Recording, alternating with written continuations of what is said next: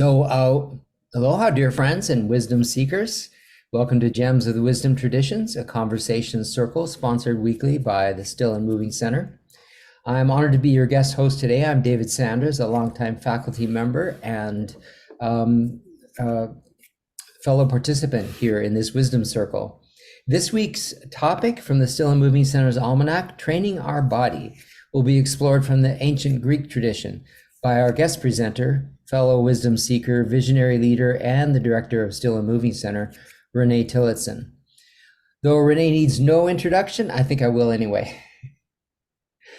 Renée's story is one of balance, both in action and deep thought. She's the visionary behind Still and Moving Center, a thriving hub of mindful community relocated right here in the heart of Honolulu. What began as a small seed of an idea blossomed into a beautiful mindful movement and wellness center in 2011, thanks to Renée's unwavering dedication and passion. More recently, Renée opened the Academy of Mindful Movement, dedicated to training experienced coaches and teachers of movement practices around the world to add mindfulness to their existing disciplines. In her youth, Renée was no stranger to active pursuits, competing in gymnastics for an impressive 11 years. She even served as the team captain for high school and college gymnastics teams at UC Santa Barbara. And not that long ago, at the age of 46, Renée had a life-changing revelation that she was when she was introduced to Nia, a unique movement practice that blends martial arts, dance, yoga, and self-awareness. Renée discovered that she was born to dance, and she believes that passion resides within us all. Her journey into the dynamic world of dynamic movement brings Renée absolute joy and profound understanding of the essential connection between the physical activity and mind-body-spirit wellness. And Renée generously shares this gift with others through her weekly Nia classes at the center.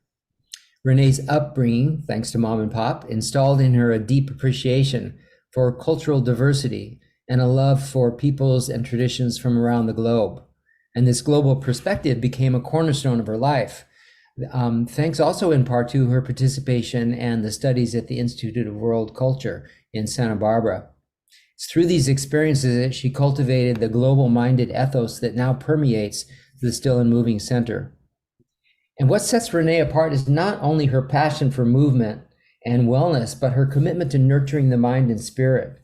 Renée's dedication to lifelong learning is evident in her creation of the Still and Moving Center's Almanac, this yearly treasure trove of inspiration, featuring quotes from the likes of the Dalai Lama all the way to Dolly Parton.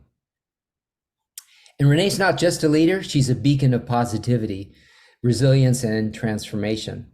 Her dream of Still and Moving Center as a space where people from all walks of life can come together to explore moving meditation is a testament to her boundless enthusiasm and grace. Please join me in welcoming this extraordinary woman and citizen of the future, Renée Tillotson. Oh. Thank you so much, David. I'm going to have to stop blushing.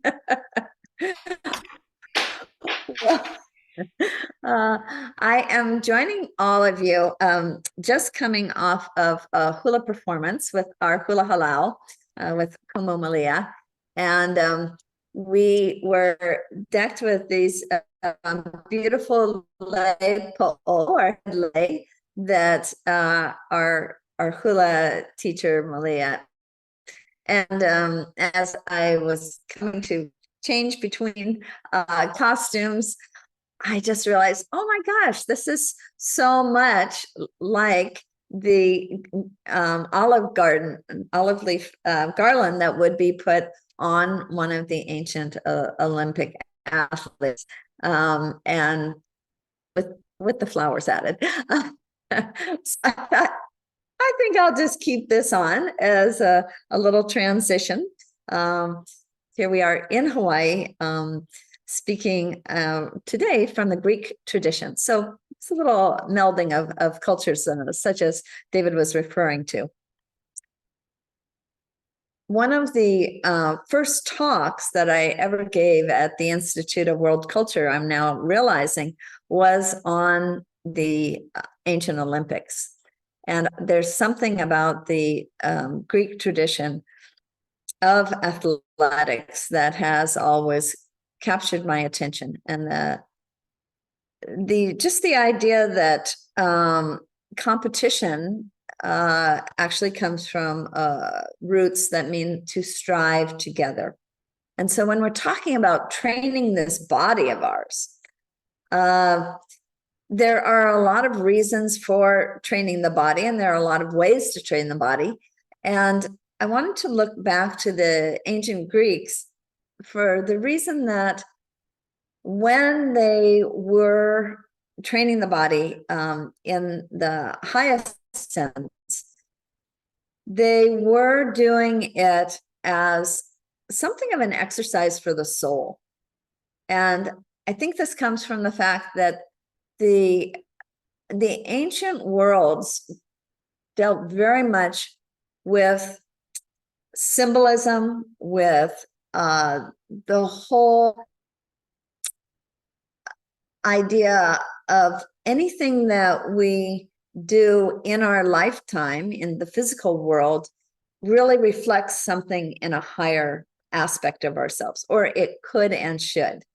So as a Greek athlete was training themselves physically, there were all sorts of other aspects of themselves that they were intended to train. So I want to go a little ways back in the 400 to 500s BC. Pythagoras had his school. It was a school of philosophy, and it had attached to it a gymnasium. And so there was the expectation that one would train the body as well as the mind and all of the virtues. So in that respect, we could talk about training the soul as well. And you received in your invitation a quote from Pythagoras where he talks about leading a very measured life, very much of a middle path sort of life.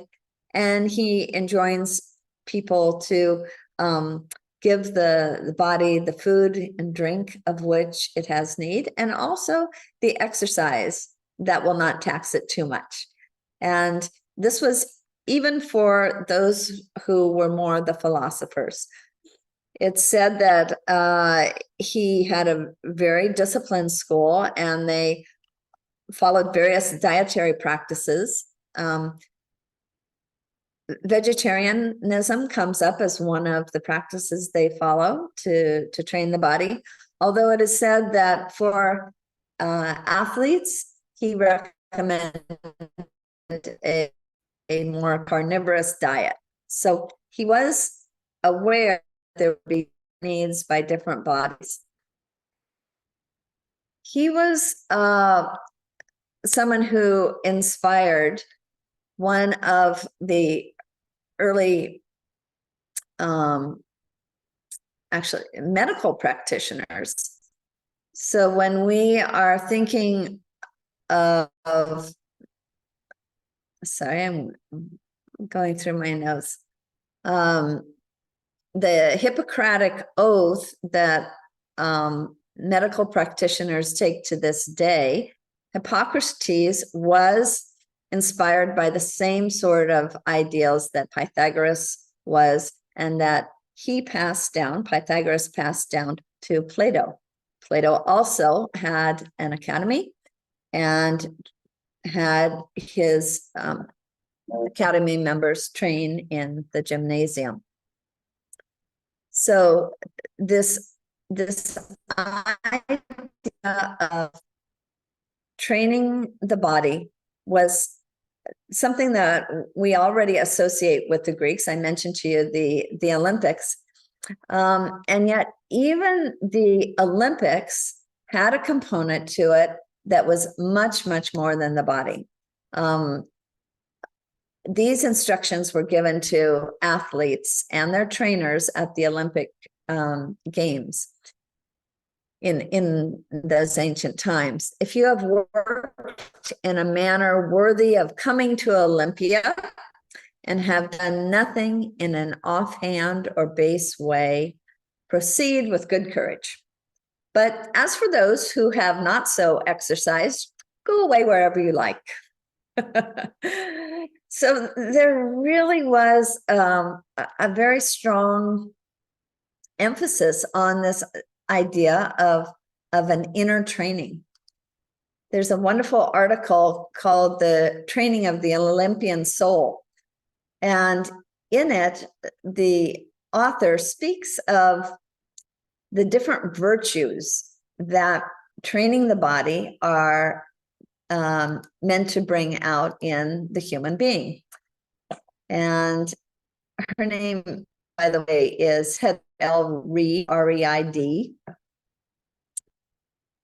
And she says that just as a philosopher is not expected to learn the art of philosophy just so that he or she could defeat someone else in a verbal battle, so an athlete was not just supposed to train for the love of victory, but rather for the pursuit of personal excellence, or arete.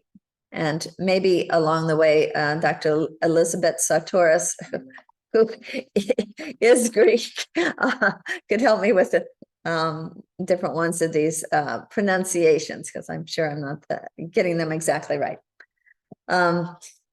So from the ancient Greek perspective, there were a number of these excellences that training the body had to bring out. One of them was dynamis, which I'm sure we get our word of dynamic from. It's a power in the soul that can be applied to such meaningful tasks as being a good citizen, like citizens of the future, or achieving eudaimonia, which is happiness. There also are other virtues such as eusebeia, which is reverence, andrea, courage, sophrazine, which is self-control, dikaiosyne, justice, and sophia, wisdom. So there was something about looking at the entire human being that was important from a Greek perspective of training the body. Anything, it seems like, we do with this body was meant to elevate the rest of the body. The mind is going to think more clearly, and with the right training, one will have a more refined ethical nature. I get from this that there was a great respect for the human body, which we don't necessarily find in all of our sports pursuits in today's world, for example. There's an idea of the body as something to be held sacred because of the amazing work that it can do in the world.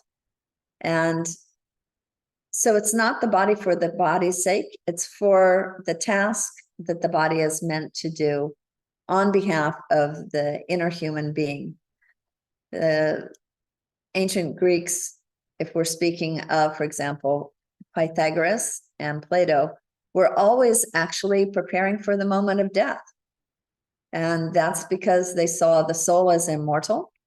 And so everything that they do should prepare them for death. And in both cases, both of these philosophers also believed in future lives, that the soul would be inhabiting future bodies.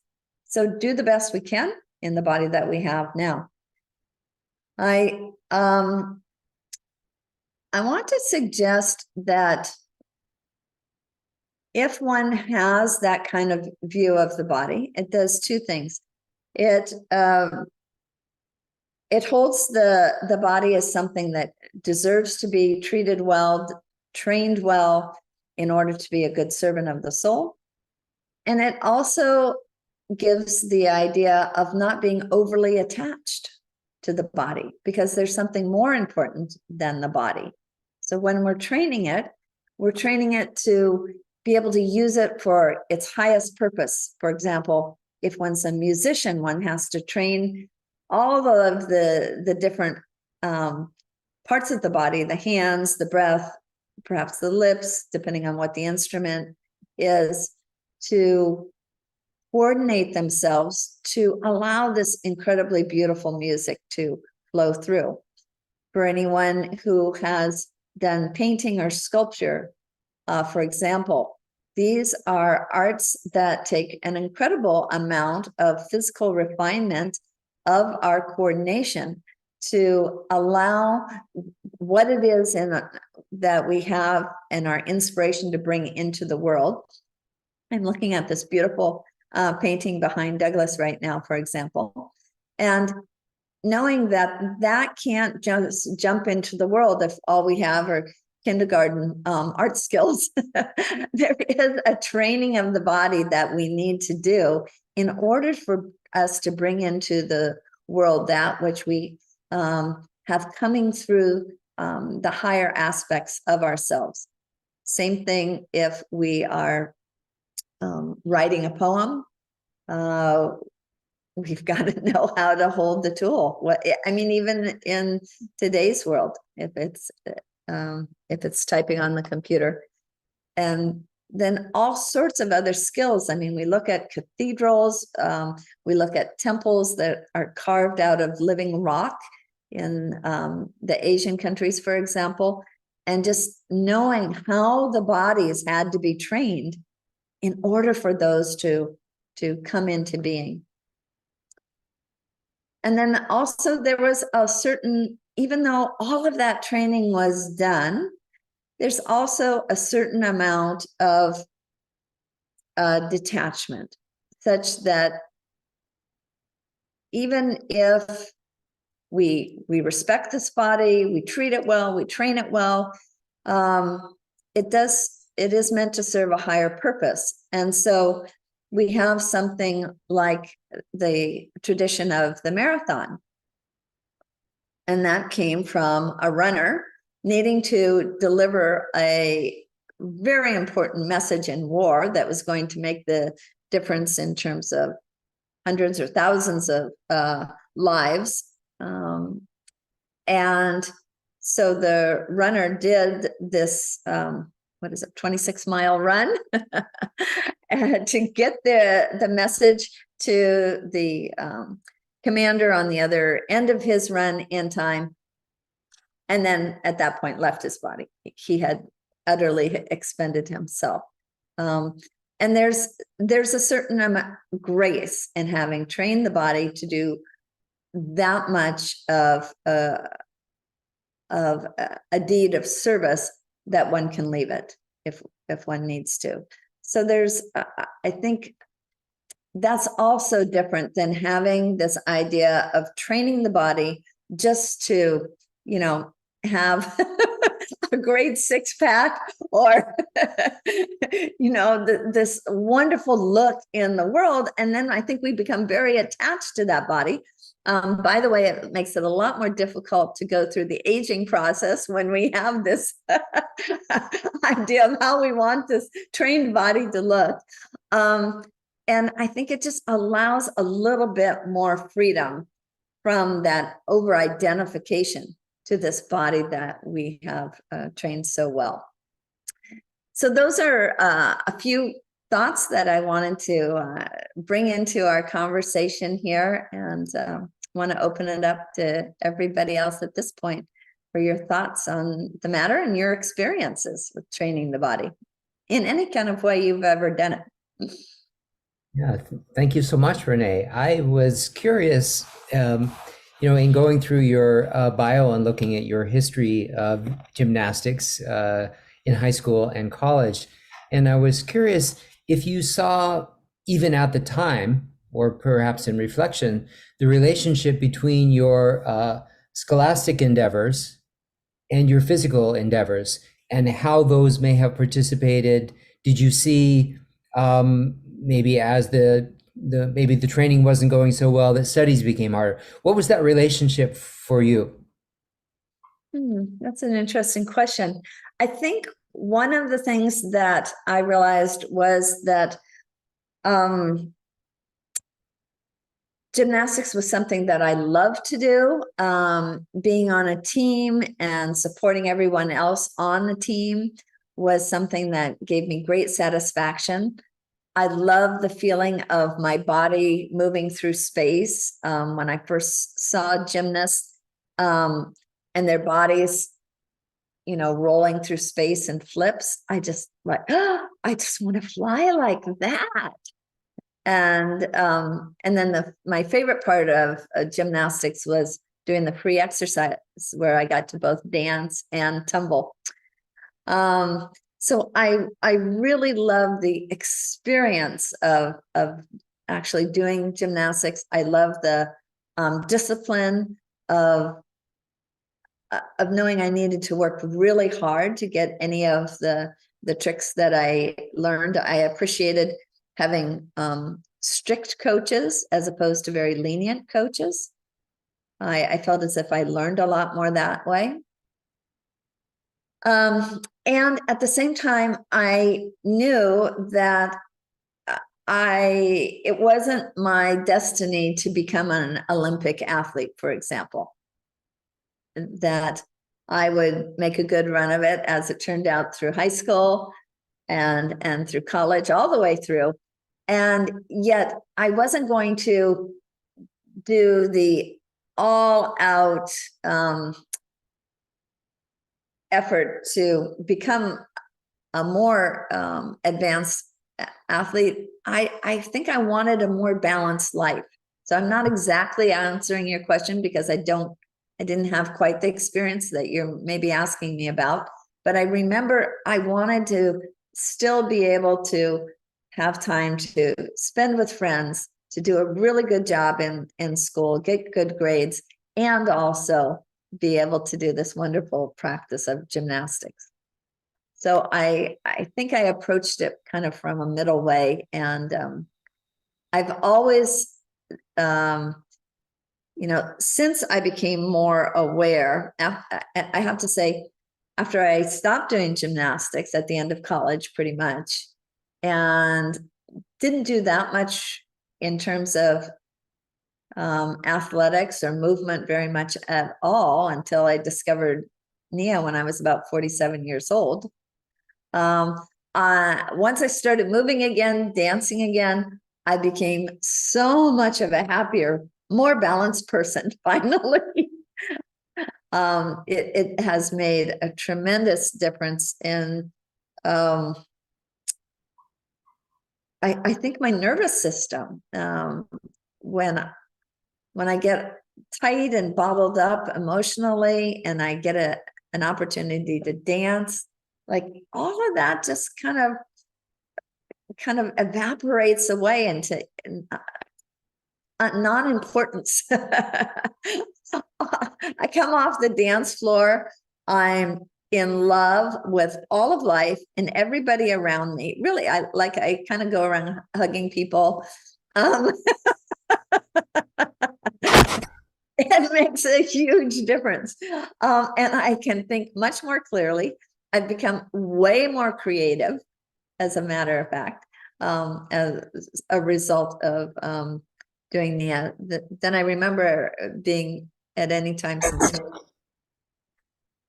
There's an approach on an answer. How about other people? Well, I think you answered it excellently. Who else would like to chime in on this topic? Nancy. Oh, well, I want to comment because I remember the time, maybe when she was a senior in high school, when her coaches suggested that she should consider going the route of the Olympics. And we discussed that. She came to me and it was like, well, do I put all my eggs in one basket or not? That was kind of the decision. And she decided, as she said, not to do that. But it was a very deliberate, specific time in her life, as I remember, Renee. Yeah, that's me. Diana. Yeah. I just want to say I love the talk, because the idea of in our culture of seeing the body to be treated and trained well to be a servant of the soul and not overly attached to the body. Our nation, our world, everyone seems to be so attached to body and body image, the things that are being sold to do all these things, you have to have a slim body. And one thing I love about living in Hawaii, everyone of every size is at the beach, and there doesn't seem the stigma that I have felt like in California about having a perfect body, because it seems like there's a lot more movement of people in sizes that are not the same way. That may happen, but I'm not experiencing as much. And what a difference our world would be if we saw the body as treated and trained to be a servant of the soul and not so attached.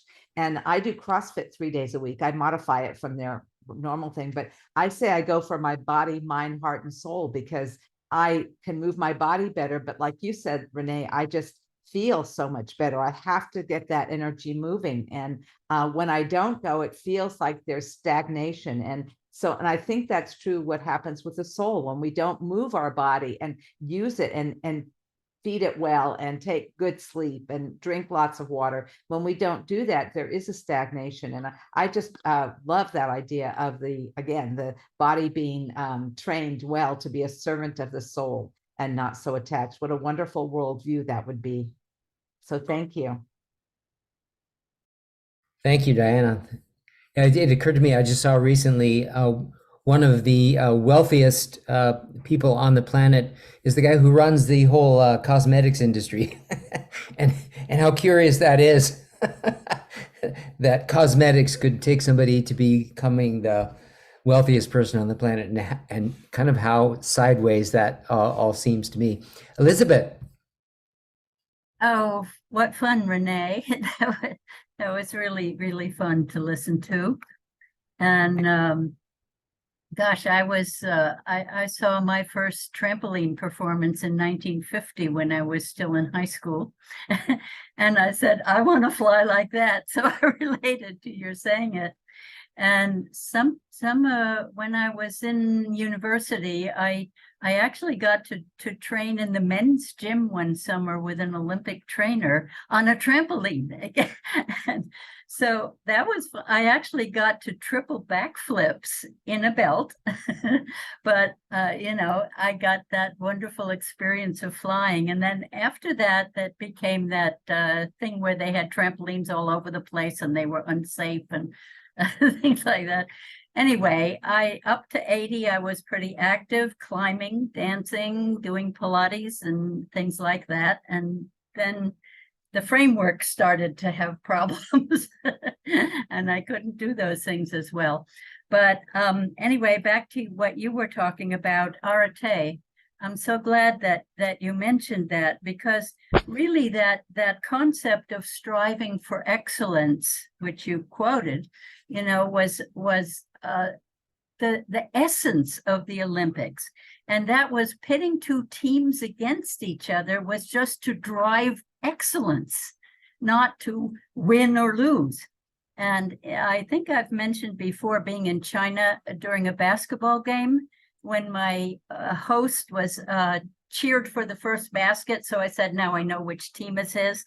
And so but then the second point was made by the other team and he cheered equally enthusiastically. And he kept doing this. And at the end of it, we had a conversation through an interpreter. I don't speak Chinese. And I asked him, which team was yours? And he said, I don't have a team, well, didn't you want one team to win? And he said, how did I know which one was more excellent tonight? And so eventually I got it, that we could be doing this in schools. And if any one of you has any influence over a school, try doing this. Nothing is said to the coach, nothing is said to the teams, right? The coaches or the teams, but the audience is instructed before the game, tonight we're going to cheer for excellence, and you're going to cheer for every basket made or goal made or whatever the sport was. And at the end of this, we're going to ask the winning team, as we call them, to give a party for the losing team to thank them for driving them to the extra excellence. And if we would only do this in schools, just imagine no daddy rage, nobody crying on the way home. And, we could do that. And it's such a little switch in perception in a way, So that's just my hope that someday, I so far haven't succeeded in getting a school to do this. It's so hard to break these patterns. But think how it would change the whole world if children grew up this way, to see the striving for excellence, not the I'm going to beat you, right? Bob, I see your hand up. Well, at least my finger. Yeah, putting the two together, what Renee said was wonderful. And the idea of excellence, arete, is an incredible concept. It's the excellence or the ideal, the virtue. But then how do all these virtues connect with each other? You've got to have the wisdom, Sophia, to know what is excellent. And Renee at one point said, I think a central concept was the highest purpose. And in Greek, that would be the telos, the end. What is the end towards which we are striving? What if our potential was perfectly manifest? What would we become? What would we be? And that sense of telos is what guides everything. So sophrosophy is the balance that allows that to be expressed. I always love the virtue of eudaimonia, a sense of happiness, as Aristotle is sometimes translated, but it actually means well-being. If you truly have well-being, then your body, your spirit, your soul, eudaimonia is the daimon, the spirit that manifests out of you. Socrates always conferred with his daimon and almost went into a trance to experience that part of his creativity and imagination. So I loved how all of those things kind of fit together.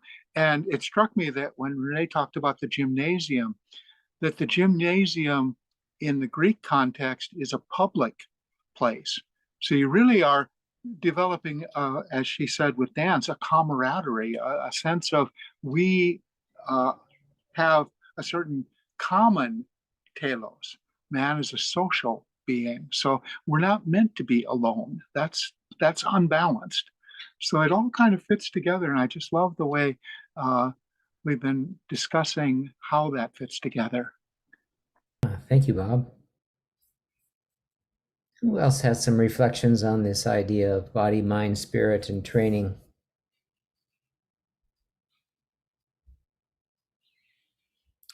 Yes, Gilad. Anyways, I had a hard time joining today because my home country of Israel, as you have heard in the news today, is being attacked in a way that we haven't seen since the creation of the country in 1948. And it's ongoing as we speak. So I didn't sleep all night. I was tuned into the TV and watching these things develop. So enough said about that. I'll jump right into here. I was an Olympic hopeful in Israel for the decathlon, track and field. And some of the things that you all are bringing up is an interesting perspective, because as a teenager, I was an Olympic hopeful, and track and field was my event.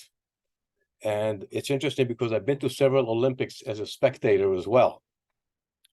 Now, the difference between, let's say, an American football game, where they go into the game planning to crush each other's heads and break each other's legs and make the ball go to the other side, the Olympic spirit, which you're talking about in the Greek and ancient times, was built just for that, for the spirit. It's not about breaking the other guy's bones, but rather improving yourself and finding your best and bringing out the best in you. And in all the competitions that I've had ever in track and field and the spirit that I see in the Olympics, it's about the individual excellence and about the individual excelling. And I've been in many competitions where I've lost, and I was happy to lose because I did my best. In my best, there was a guy who did better than me because he did his best. But he was happy for me and I was happy for him. And that was the beauty of the Olympic spirit, which we are constantly in this century and last century hoping to rekindle, that the Greeks already understood back then.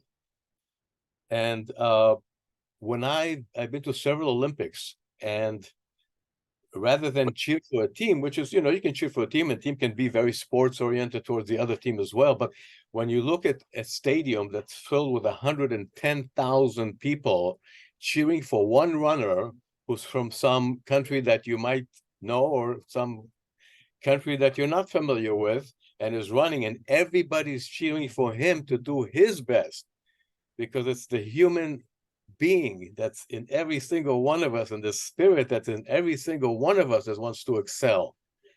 And that's kind of the thing that always drove me really insane in those Olympic Games, because it was so powerful. The spiritual experience, not just the physical athletic experience. So I was just, really, I think that some of the things that Renée brought up and some of you people here is just really right on. I mean, it's wonderful. I have to say, I've only known Renée for a couple of months. And, you know, in my journey and in my way to achieve what I've achieved so far in my life, I've had a lot of mentors and a lot of help along the way, and people that cheered me on to excel. And and some of these mentors that I've had, I admire. And today I have just hired Renée as my next mentor. So Renée, you have to accept until until further notice, you are my new mentor. Well, I'm greatly honored. You know, Gilad has had for 40 years a program called Bodies in Motion that's been on television, and it's longer than any other fitness program has ever been on TV. So he's to be recognized as any sort of mentor to him is really quite an honor. We can be each other's mentors. There we go.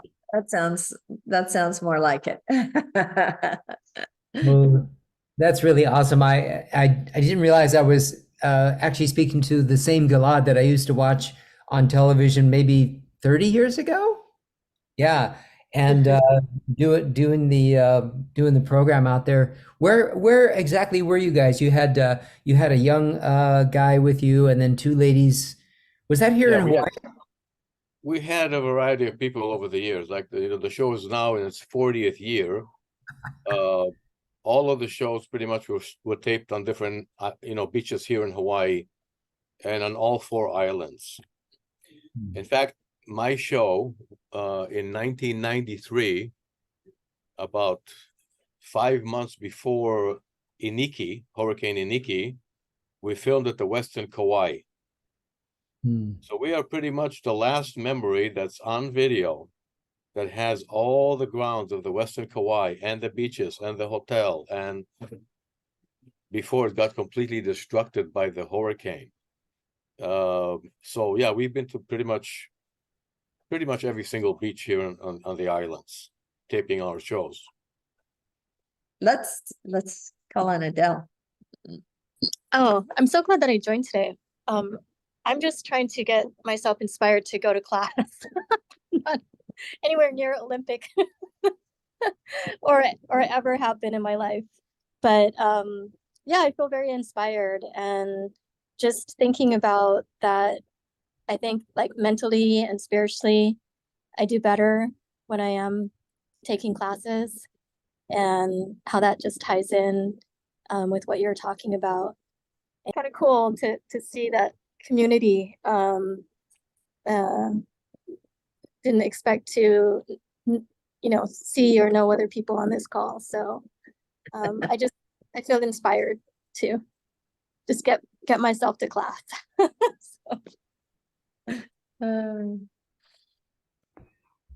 Here comes Sharon. Sharon's. I Hi. wanted off of Elizabeth's comments about how we shared, and I remember when my kids were young, and we always, when they're babies or toddlers, you teach them, oh, you got to share, you have to share in preschool. You can't just keep it, you have to share. So our whole talk is that. And then when the kids went to play soccer as kindergartners, and the parents are going, kick the ball away from them, kick the ball away from them. And the kids are saying, oh, we got one score, so let the other team make a score.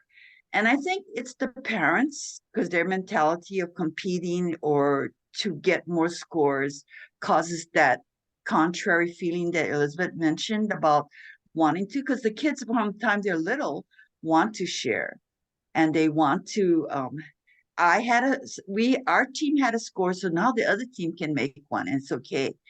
And then recently I saw about a man, and he was there was a statue made of he and his son, because the son had some disability and he was in a wheelchair, and he ran marathons, and I think he did 70 something marathons with his son in the wheelchair, and he pushed him along because the son wanted to participate and he couldn't actually run, but the father pushed him. And while doing that, the father got into shape, and he, because he started to do marathons because his son loved it so much.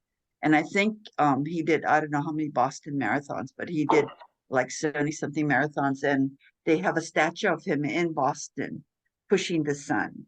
And he just recently passed away like 2 years ago and stuff. But I think that's a commentary on being healthy, doing sports and sharing it. And I think there was another one where in the Olympics, one of the runners was disoriented, was a distant one, and he didn't know. And the second place guy, instead of running ahead of him because he wasn't sure where the finish was, he pushed that man forward so he would be first, because he truly was first place. And he didn't just run past him to get the first place thing. I think it goes along with Elizabeth's thing, about sharing and doing and competing. And we as adults cause it with the next generation each time to to get the most points to compete and do that. Thank you. Insights, Sharon. I see Haitian's got her hand up. Okay. I don't know if it helps. When I came in, Girla was speaking and talking about attending the Olympics and how he felt it was something very spiritual. And it reminded me when in the past I used to teach physical education and in Waldorf schools. And the children, they learn in grade 5, they learn Greek history. And so we tied to Greek history a lot of Olympics activities. And we did it in a way that they would learn how kind of as close as possible how the Greek Olympics used to be. And so instead of being competitive, they kept in mind that the whole purpose of the Olympics was a spiritual connection with their gods. And so, for instance, throwing discus, from the researches that we have done, it was like they would carve offers to the gods and then throw the discus as an offer, as a gratitude to their gods. And so the children, I would teach them throwing discus, throwing javelin, and the running as well. But it had more like a group building rather than a competitive view. And it was very interesting to see how the children respond to that, because like they would write poems to Apollo, to Zeus, to the gods, and then make offers to them, and there was a beautiful quality of reverence in their experience doing what we call the Greek Olympic. It was at the end of the year they would do that, and they would make Greek tunics, and we tried to keep it as close as possible. But it was beautiful to see that quality of reverence, that it felt to me that we all have it, but exposing the children to that side of gratitude instead of competition was just beautiful to see that in them. So I just want to share that a little bit. I hope it contributes. Yes, very in line with what we were speaking of earlier. You got it right on the button. Well, can I ask my question to everybody? It's kind of like this new little theory I have, and I want to see what you think of it. And this doesn't at all necessarily have to just apply to athletes or anybody training for any specific thing. I just wonder what you think of the idea of becoming body whisperers. And I'm thinking about these horse whisperers, and they have so much love for these horses, and their way of training the horses isn't, with the whips and the spurs, and they're not trying to break the horse's spirit. They are instead just really having so much gratitude for that horse and for the capabilities of that horse and that horse's own spirit. And so we think of them kind of just like whispering in the horse's ear to ask them to do all the things that they know that this horse could be capable of if the horse goes through this training.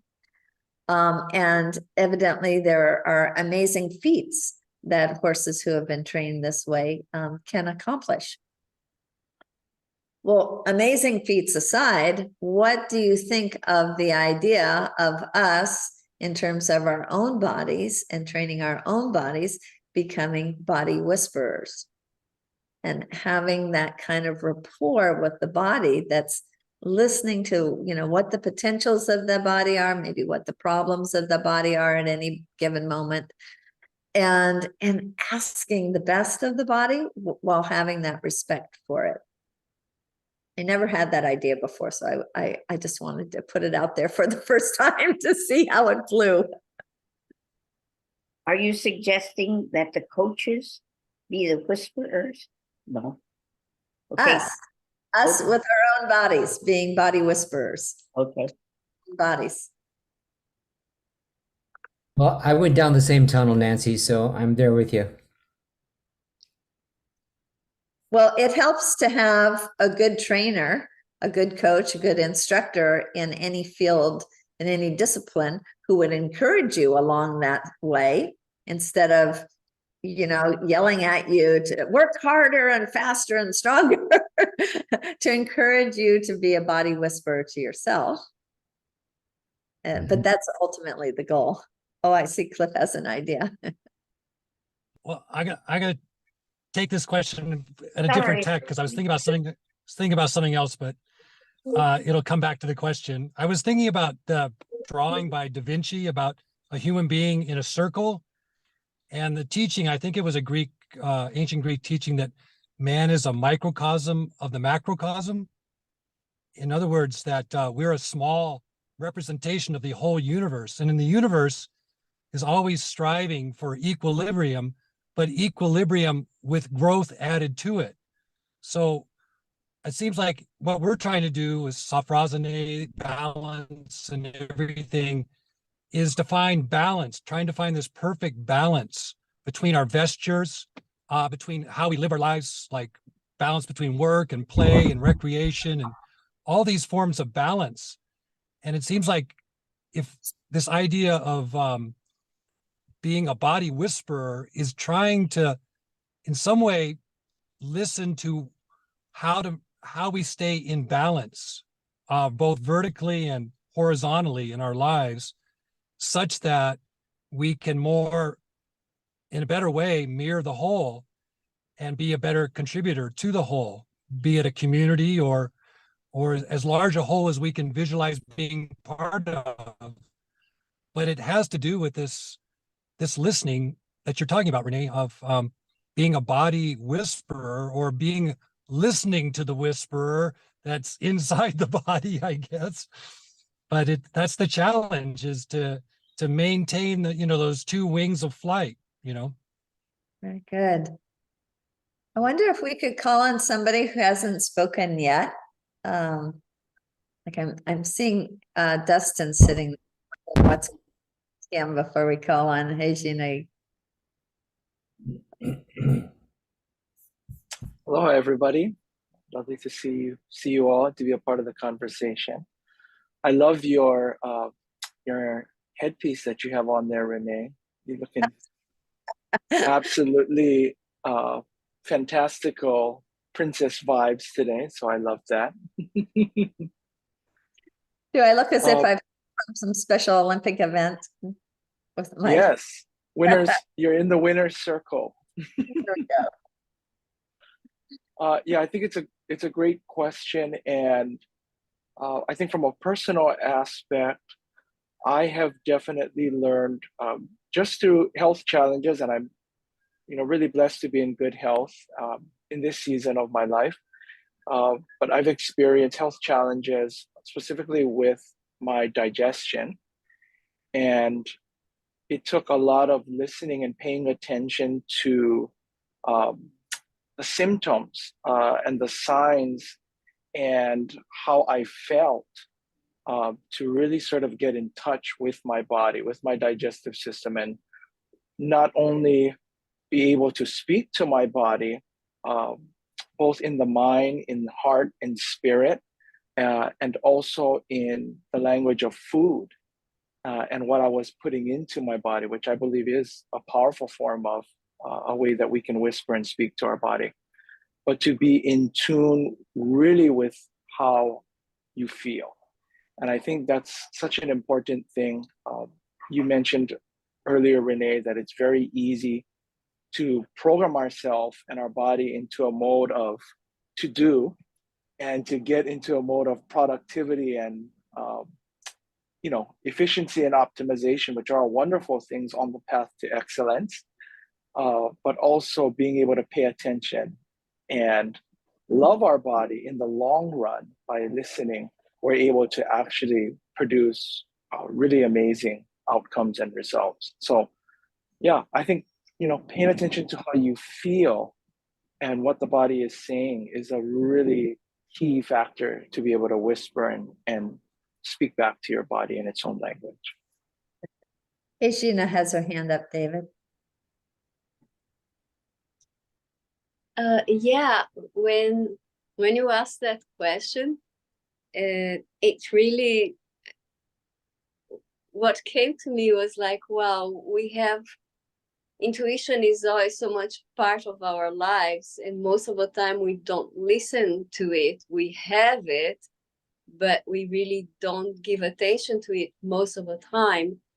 And when you brought the question, I immediately felt like, wow, this is really how the body is always telling us so much.